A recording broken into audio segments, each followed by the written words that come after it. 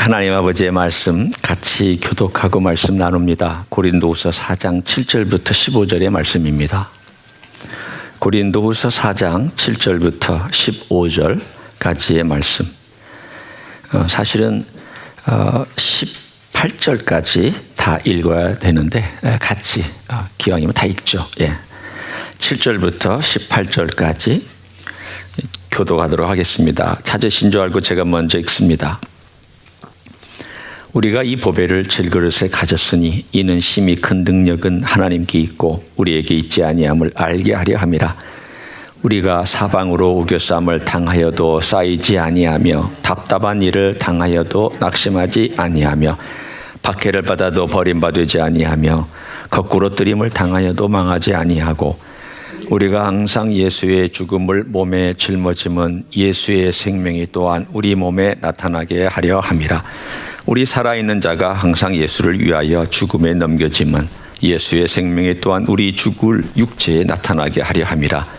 그런즉 사망은 우리 안에서 역사하고 생명은 너희 안에서 역사하느니라.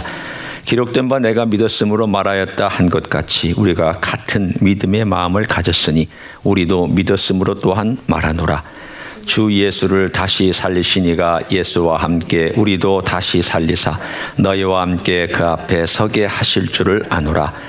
이는 모든 것이 너희를 위함이니 많은 사람의 감사로 말미암아 은혜가 더하여 넘쳐서 하나님께 영광을 돌리게 하려 함이라. 그러므로 우리가 낙심하지 아니하노니 우리의 겉사람은 낡아지나 우리의 속사람은 날로 새로워지도다. 우리가 잠시 받는 환난에 경한 것이 지극히 크고 영원한 영광에 중한 것을 우리에게 이루게 함이니 우리가 주목하는 것은 보이는 것이 아니요 보이지 않는 것이니 보이는 것은 잠깐이요 보이지 않는 것은 영원함이라. 아멘. 제임스 스톡데일이라는 삼성 장군이 있었습니다. 이분은 해군 제독으로 삼성 장군으로서 이제 퇴역을 했고 그 사람을 자기가 또 기록한 책도 남겼습니다. 이분이 고위 장교였을 때 베트남 전쟁에 참여했습니다. 해군의 아주 고위 장교였습니다. 그런데 베트남의 포로가 되었습니다. 그때는 우리가 흔히 베트콩 했던 그때의 이름이죠. 얼마나 전쟁이 열악했으면 해군 장교가 육지도 아닌 해군 장교가 포로가 되었겠습니까? 포로가 되어서 그가 몇 년 동안 이제 수감 생활을 하죠. 포로 생활을 합니다. 이 포로 생활을 하는 동안에 사람들이 누가 잘 견뎠고 누가 잘 견디지 못했나에 대한 그 수기를 자기의 책에 썼습니다. 언뜻 기대하기는 낙관주의자들이 잘 견딜 것이라고 생각을 했습니다. 왜? 낙관적이니까. 잘 될 거야. 문제가 없을 거야. 괜찮아. 이런 긍정적인 마인드를 가진 사람들이 더 잘 견딜 것이다 라고 사람들은 알았지만 오히려 반대였습니다.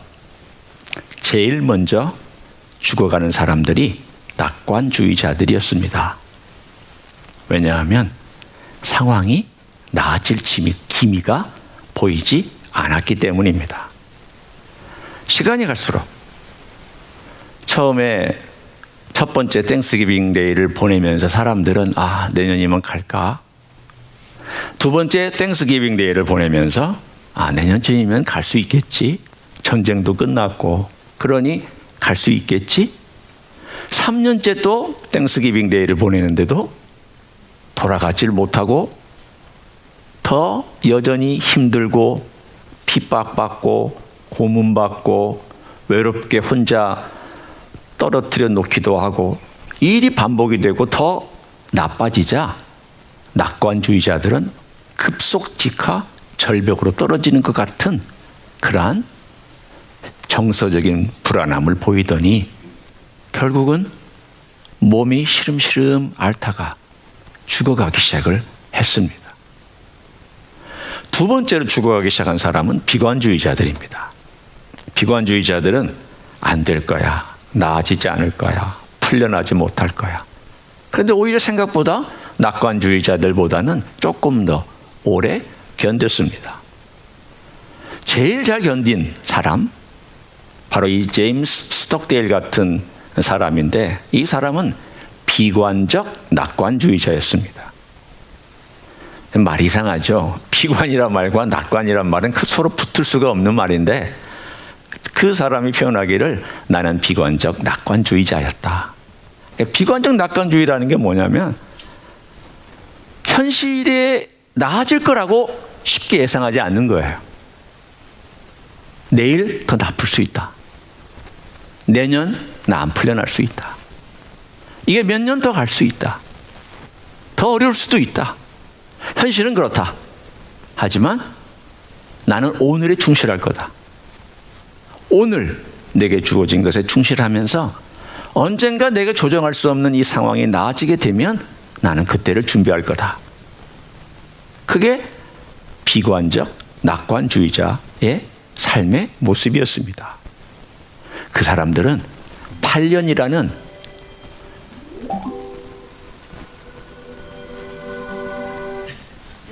갑자기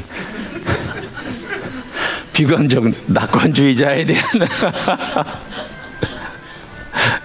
저게 제가 틀어달라는 영상 아닙니다. 오해하지 마시고요. 이게 갑자기 어딘가에서부터 흘러나오는 영상 같아요. 신경 쓰지 마시고요. 시선이 저한테 안 가고 다 이쪽으로 가십니다. 이 비관적 낙관주의자로서 이분이 8년 동안 그곳에서 견뎠습니다. 말이 8년이지. 베트남의 그 정글 속에서 얼마나 많은 고문과 얼마나 많은 심리적인 회유와 너 비밀을 내가 보장할 테니까 너 미군에 대한 기밀 팔아라. 너 그리고 미국 배반하면 얼마든지 우리가 여기서 보장해 줄 테니까 너의 미래 보장해 줄게. 너의 장래 보장해 줄게. 그런 회유와 고문, 이 모든 것들을 8년간 견뎌냈던 사람이 이 제임스 스톡데일이었습니다. 그러니까 이 사람의 이름을 붙여서 제임스 스톡데일, 스톡데일 패러독스라고 하는 그러한 말이 생겨났습니다.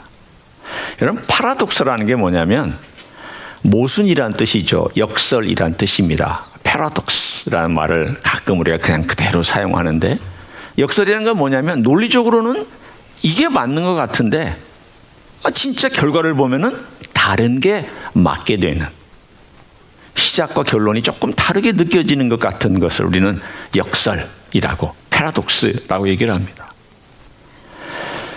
세상에 이런 패러독스 많습니다. 여러분도 아시잖아요.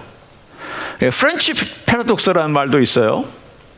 프렌치 패러독스는 뭐냐면 프랑스 사람 고기 무지 많이 먹습니다. 근데 심장병이 세계에서 제일 적습니다. 왜 그런 줄 아세요? 여기서 아마 포도주 좋아하시는 분은 굉장히 희소식 같은 소식이에요. 적포도주를 많이 마시기 때문이라고 그럽니다. 그냥 고기를 많이 먹는데요. 근데 또 적포주도 같이 곁들여서 마시기 때문에 심장병이 적답니다. 뭐 다른 병은 또 생길 수 있어요. 심장병은 없더라도. 그러나 일단 심장병은 없다라는 거예요. 그래서 이것을 불란서 사람의 역설, 프렌치 패러독스라고 얘기를 합니다. 이렇게 패러독스라는 것은 일상생활 가운데도 있습니다. 그런데 신앙의 패러독스가 있습니다.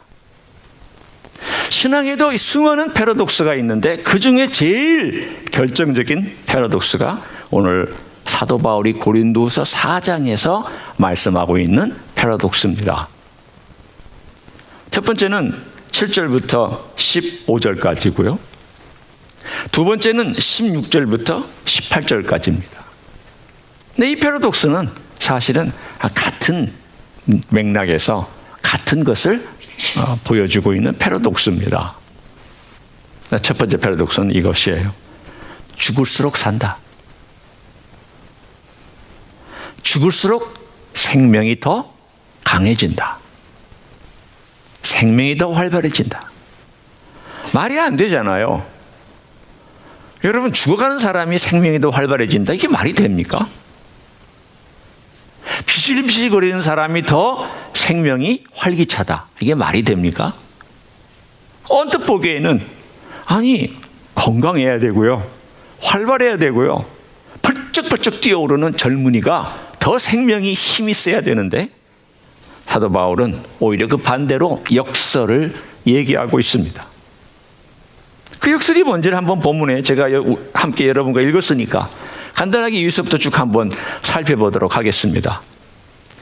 우리가 이 보배를 질그릇에 가졌으니 이는 심히 큰 능력은 하나님께 있고 우리에게 있지 아니함을 알게 하려 함이라. 바울은 자기 자신의 모습을 질그릇이라고 표현했습니다. 여러분, 질그릇은 멋진 이 도기같이 혹은 귀한 그릇같이 유약을 입힌 그릇이 아닙니다. 이것은 흙으로 빚어서 그냥 굽기만 한, 초벌구이만 한 그것을 질그릇이라고 합니다. 질그릇은 어디다 놓냐면 집 바깥에다 보통 놓습니다. 귀한 그릇은요, 집 안에 놓죠. 근데 이 토기는 깨지기가 쉽습니다. 그리고 이것은 지나가다가 사람이 돌을 던지면 그냥 툭 하고 구멍이 뻥 뚫리거나 금이 가서 깨지기 쉬운 그릇이기도 합니다. 그러니까 지금 자기 모습을 질그릇으로 얘기했다는 것은 나는 이제 깨져가고 있다, 금가고 있다, 연약해서 여러 가지 환난과 역경 속에서 언제든지 퍽 하고 소리 나면은 와장창 깨져서 아무 쓸모없는 질그릇 같은 그런 존재에 불과하다라는 것을 고백하고 있습니다. 여러분, 우리가 그렇잖아요. 여러분이나 저나 뭐 건강하신 분도 계시지만 금간 거 수리하고 사시죠. 깨진 것 덧대가지고 거기다가 접착제 바르고 그래가지고 겨우겨우 사시는 분들 계시잖아요. 그 인생의 모습이에요. 질그릇하고 참 비슷해요. 금가면은 거기다가 뭔가 이렇게 붙이고 땜질하고 거기다가 접착제 붙여가지고 겨우겨우 버티게 만들잖아요. 참 질그릇하고 비슷합니다. 그런데 바울이 얘기를 합니다. 오히려 질그릇이 연약해지고 깨지기 쉽고 금가기 쉽고 그것을 경험한다 할지라도 오히려 그걸 통해서 내 안에 보배가 더 튀어나오게 되어 있다는 것을 말씀하고 있습니다. 역설이잖아요. 건강해야 주님을 드러낼 수 있다. 이게 그냥 직설적으로 얘기하는 건데 역설은 건강하지 않고 병들고 약하고 넘어졌을 때 우리가 예수님을 더 드러낼 수 있다. 이런 메시지니까 얼마나 이상한 역설입니까? 근데 거기에는 이유가 있습니다. 한번 쭉 훑어봅니다. 우리가 사방으로 우겨쌈을 당하여도 쌓이지 아니하며, 사방으로 우겨쌈을 당했다는 말은 이 질그릇이 깨질 직전이라는 뜻입니다. 답답한 일을 당했습니다. 마음도 정서도 깨지려고 하고 있습니다. 속이 막 힘들어서 깨지기 직전입니다. 그런데 낙심하지 않습니다. 역설입니다. 패러독스입니다. 또 9절에도 박해를 받아도 버림받지 아니합니다. 버린 것처럼 박해받고 남들이 볼 때 이제 사도 바울 끝이야, 희망 없어 라고 할 때 오히려 버림받지 않고 주님께서 오히려 더 귀하게 여겨주신다라는 메시지입니다. 거꾸로 뜨임을 당하여도 망하지 아니하고, 오히려 우리가 거꾸로 뜨임을 당했는데 망하는 것이 아니라 흥하게 되었다는 뜻입니다. 10절에 우리가 항상 예수의 죽음을 몸이 짊어짐은 예수의 생명이 또한 우리 몸에 나타나게 하려 함이라. 잘 보셔야 됩니다. 예수의 죽음을 몸에 짊어졌더니 예수의 생명이 몸에 나타난다고 말씀하고 있습니다. 제가 질문하고 싶습니다. 어디에 나타난다는 것입니까? 예수의 생명이 어디에? 몸에. 바꿔 얘기하면 몸이 힘들 때, 죽어갈 때, 혹은 죽음이라는 격한 감정을 겪을 때, 죽음이라고 하는 고통스러움이 내게 찾아왔을 때, 육체적인 것이든 정서적인 것이든 뭐든지 간에 그때 그 몸에 예수의 생명이 더 강하게 역사할 수 있다. 이게 역설입니다. 여러분, 이런 삶이 기독교의 삶입니다. 저는 건강한 사람을 폄하하려고 얘기하는 거 아닙니다. 뭐 건강이 안 좋다 그걸 제가 얘기하는 건 아닙니다. 우리는 건강할 때나 건강하지 않을 때나 이 역설을 경험하고 살 준비가 되어 있어야 된다는 뜻입니다. 제가 계속 읽어봅니다. 예수의 생명이 우리 몸에 나타나는데 11절에 우리 살아있는 자가 항상 예수를 위하여 죽음에 넘겨짐은 예수의 생명이 또한 우리 죽을 육체에 나타나게 하려 함이라. 여기도 육체라는 말을 썼습니다. 힘들수록 죽음이라는 경험을 할수록 오히려 예수의 생명이 나타날 수 있는 멋진 기회가 될 수 있구나. 이게 신앙이구나. 여러분, 이것은 그냥 아프다고 혹은 환난이 있다고 어렵다고 자동적으로 생겨나는 것 아닙니다. 어떻게 해야 이런 신앙 고백을 사도 바울처럼 할 수 있을까요? 오늘 거기에는 몇 가지 함께 나누어야 될 게 있습니다. 몸이 약하거나 환난이 있거나 여러 가지 어려움이 내게 닥쳤을 때 내가 질그릇이라는 것을 깨닫는 데부터 출발합니다. 질그릇이구나. 질그릇이구나. 자기가 질그릇이라는 걸 알면 이 질그릇 때문에 사실은 실망하기보다 그걸 받아들이는 연습을 하기 시작합니다. 그리고 받아들이는 연습을 하면 무능함과 무기력함 가운데서 어디를 바라보냐면 그 능력의 근원을 바라보기 시작합니다. 그게 오늘 본문에 나와 있는 말씀의 해답입니다. 우리가 처음 읽었던 7절입니다.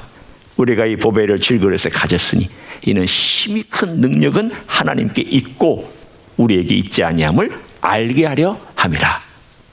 오늘 알게 한다는 말이 많이 나옵니다. 이 안다는 것은 몸으로 깨닫는다는 뜻입니다. 육체 약함을 경험하고 나니까 내게 능력이 없다.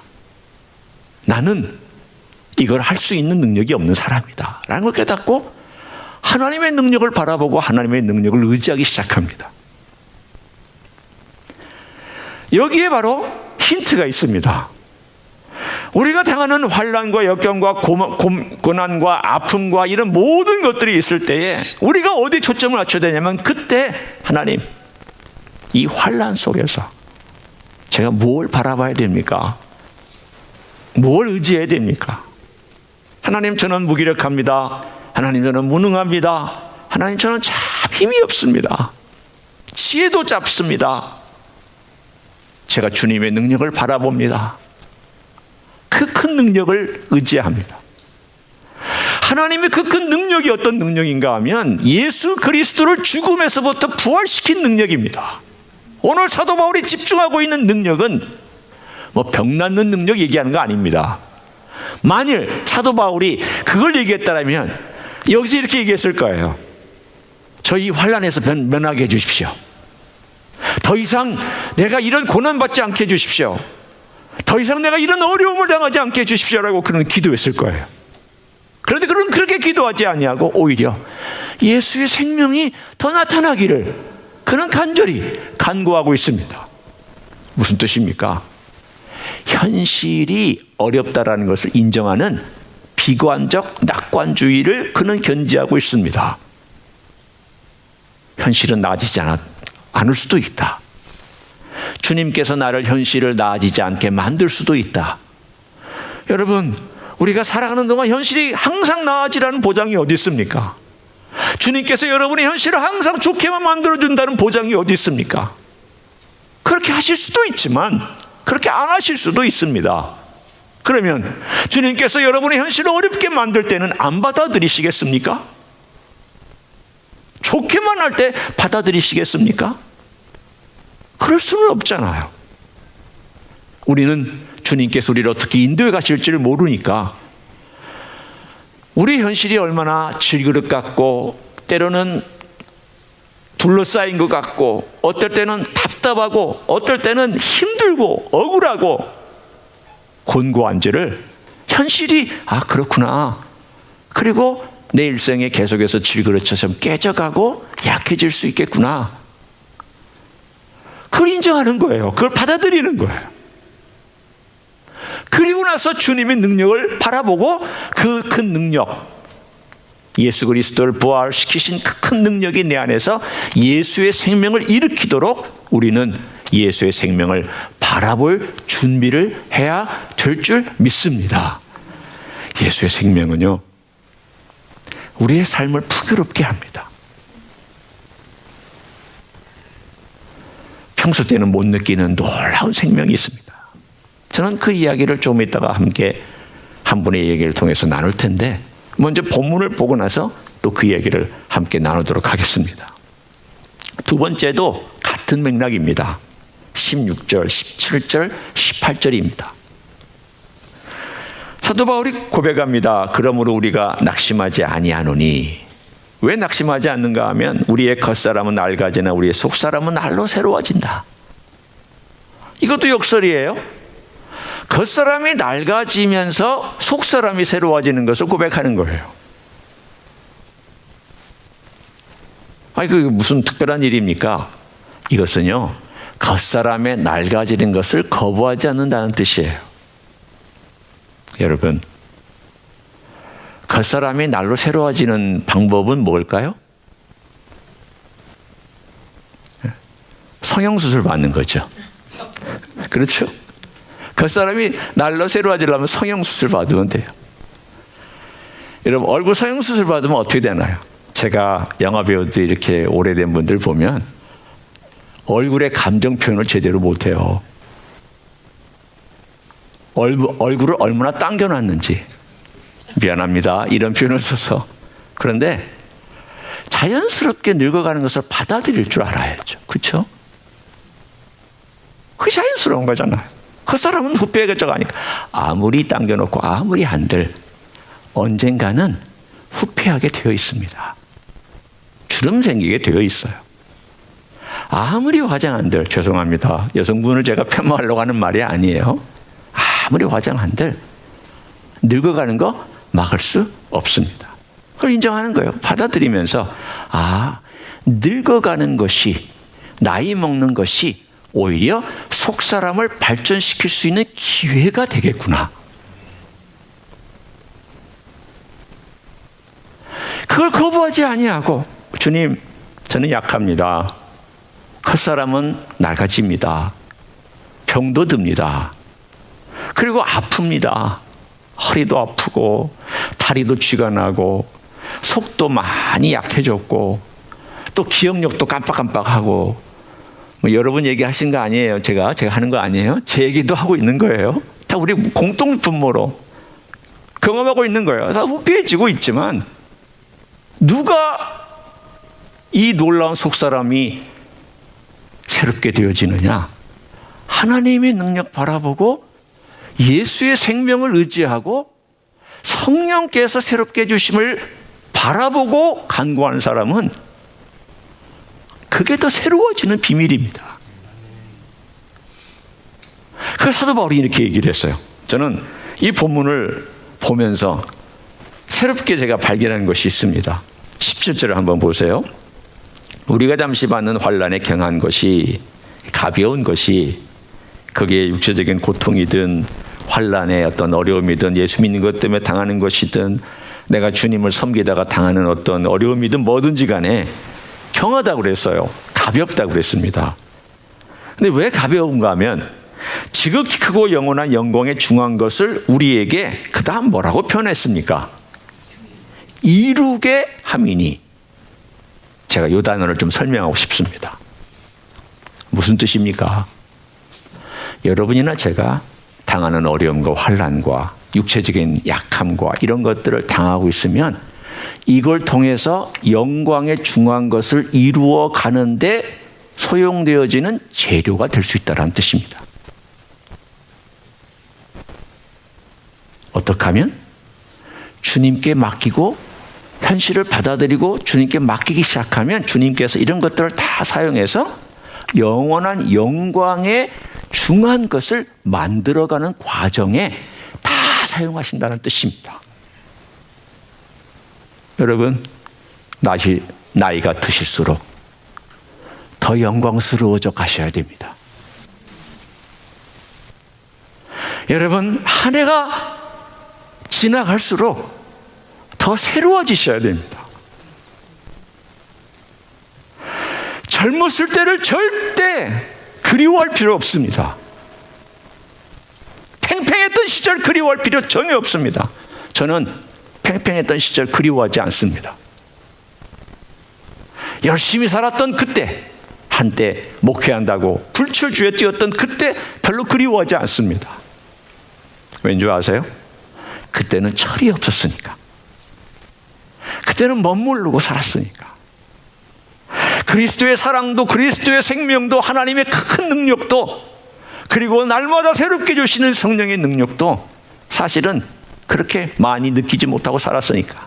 다 내 힘으로, 내 지혜로, 내 방법으로, 내 뜻대로 행하며 살았으니까.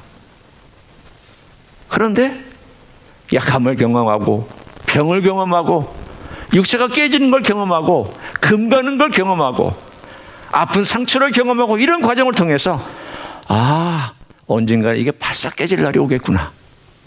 언젠가는 오겠구나. 그러나 그 과정 속에서 내가 이것을 하나하나 단계별로 때로는 주님께서 간헐적으로 경험하게 해주시면서 너 그거 전부 아니다. 너 약하다. 나 바라보고 영원한 거 바라보고 살아야 된다. 너 그래야 된다. 그게 진짜 멋있는 거다. 그게 진짜 보배다. 네 생명에 모든 것에 연연해 하지 말고 내 생명에 연연해 하고 살아라. 그걸 볼 수 있어야 된다. 그걸 알려주시기 위해서 그런 일들이 나에게 일어났다. 그러면 감사할 수 있잖아요. 주님 찬양할 수 있잖아요.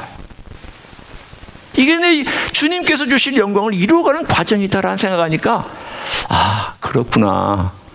환난과 역경과 고난과 아픔도 어떻게 받아들이느냐에 따라서 제가 오늘 했던 말씀 4가지 정리합니다. 첫째, 하나님의 큰 능력이 나타날 수 있구나. 둘째, 예수의 생명이 더 강하게 나에게 드러날 수 있구나. 셋째, 속사람이 더 새로워지겠구나. 넷째, 영원한 영광을 향하여서 이 모든 것이 사용될 수 있겠구나. 이 4가지가 다 같은 얘기지만 다른 각도에서 얘기했습니다. 하나님 아버지의 능력, 아들 예수 그리스도의 생명, 성령님의 새롭게 하심, 그리고 영원한 하나님의 영광. 이 4가지가 나에게 이 어려운 과정을 통해서 선물로 다가올 수 있다는 뜻입니다. 제가 한 사람의 이야기를 소개합니다. 이 사람은 호시노 토미히로라고 하는 일본 분입니다. 올해 봄에 돌아가셨습니다. 78세를 일기로 돌아가신 분이에요. 근데 호시노 토미히로라는 이분은 원래 체육 선생님이었습니다. 그런데 기계체조의 본을 보이시다가 원래 그거 하신 분이니까 잘못 떨어져 가지고 이 목 아래가 다 마비가 된 사람이 됐습니다. 그러니까 이 사람이 할 수 있는 일은 입밖에 없고 손도 쓰지를 못합니다. 병원에 입원해서 그가 누워있는데 얼마나 절망스럽겠습니까? 팔팔하던 체육 선생님이 시범을 보이다가 떨어져서 목 근처를 다치는 바람에 전체가 다 마비가 됐으니 얼마나 절망적이에요. 제가 그런 사람들의 이야기를 많이 압니다. 왜냐하면 제가 한국에서 목회할 때 그런 장애를 가진 사람들이 뒤에 한 서너 명이 같이 앉아서 휠체어를 타고 예배를 드렸고, 그들끼리 또 같이 모임을 가졌기 때문에 그들의 이야기, 그들의 친구들의 이야기 많이 압니다. 그들이 제일 먼저 갖는 첫 번째 생각은 뭔지 아십니까? 자살입니다. 죽고 싶다. 정말 어렵습니다. 이분도 그런 마음이 있었는데 어머니가 기독교인이었습니다. 그래서 어머니가 그 병상에서 계속 성경책을 읽어줬습니다. 그래서 이 성경책을 읽다가 그가 나 예수님 믿고 싶다. 그래서 그 고난 속에서, 그 마비된 상태 속에서 예수님을 영접했습니다. 그리고는 입으로 그림을 그리기 시작했습니다. 제가 언젠가 그분이 처음 그린 그림도 좀 보여드리고 싶은데, 좀 미안한 편이지만 개발세발 그린 거예요.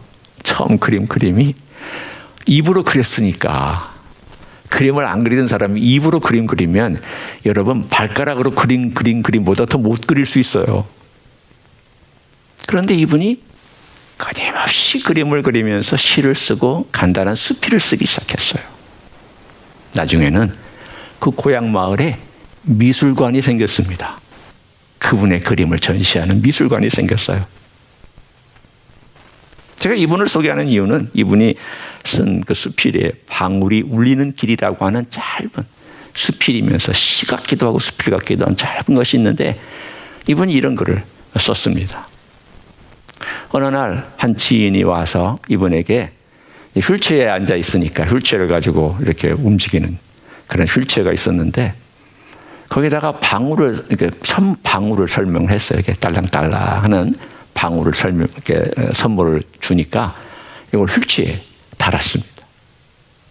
처음에 휠체어를 타고 갈 때 길이 울퉁불퉁하면 불편하잖아요. 이분의 표현이 그래요. 내가 건강할 때에는 한 5도 기울었던 것은 뭐 그냥 평지하고 다름이 없었는데, 내가 휠체어를 타니까 5도 기운 것이 절벽 위에 서 있는 것 같더라. 이렇게 얘기를 표현했습니다. 조금만 기울어진 것도 휠체어를 떤 사람에게는 위험하게 느껴진 거예요. 근데 울퉁불퉁하니까 얼마나 힘들어요. 휠체어를 타고 나니까 내가 이렇게 편하게 살았구나. 모든 것이 이렇게 불편한데. 그런데 이 방울 소리가, 그러니까 울퉁불퉁하다는 그러한 길이라는 뜻이었어요. 울퉁불퉁하면 덜렁 이렇게 움직이잖아요. 근데 어느 날 이 사람이 생각을 바꿨습니다. 울퉁불퉁한 길에는 방울 소리가 들리는구나. 아름다운 방울 소리가 들리는 길이 울퉁불퉁한 길이구나. 그러면서 오히려 울퉁불퉁한 길을 즐기기 시작했습니다. 왜냐하면 방울 소리가 나니까. 그러면서 이분이 이렇게 적었어요. 평탄한 길을 갈 때는 방울 소리가 들리지 않는다. 그런데 울퉁불퉁한 길을 갈 때에는 방울 소리가 아름답게 딸랑딸랑거린다. 혹시 하나님이 우리 각 사람 마음에 이런 방울 소리를 주시지 않았을까? 방울을 달아놓지 않았었을까? 울퉁불퉁하는 길에서 딸랑딸랑하는 이 소리를 듣고 하나님의 소리를 듣게 만드신 것은 아닐까? 참 마음에 와닿았어요. 그래, 사도 바울도 환난 가운데 있을 때 예수님의 생명의 딸랑거림을 들었구나. 그 음악 소리를 들었구나. 그 고통 속에서 어떨 때는 격렬하게 딸랑딸랑거리는 소리를 들으면서 주님이 나를 급하게 찾으시는구나. 조금 약간 딸랑딸랑할 때는 바울아 바울아 라는 소리로 들으셨겠구나. 그리고 딸랑딸랑할 때는 바울아 바울아 바울아 라는 말로 들었겠구나. 이 메시지가 오늘의 메시지하고 똑같아요.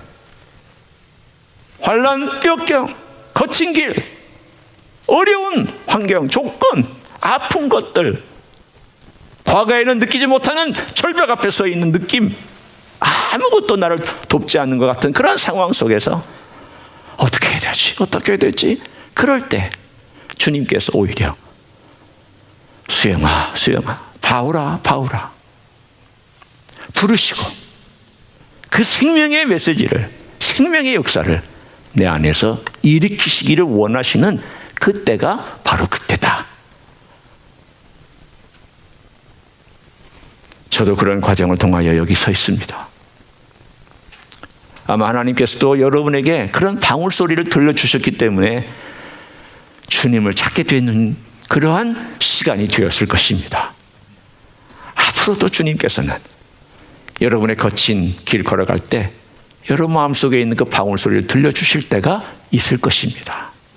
그때 그 소리 듣고 아, 예수의 소리구나, 우리 예수님의 방울소리구나, 그렇게 여기시고 예수님 앞에 더 나아가고 그것을 예수님을 찾는 기회로 삼으시는 여러분 되시기를 우리 예수님의 이름으로 간절히 축원합니다. 기도하겠습니다.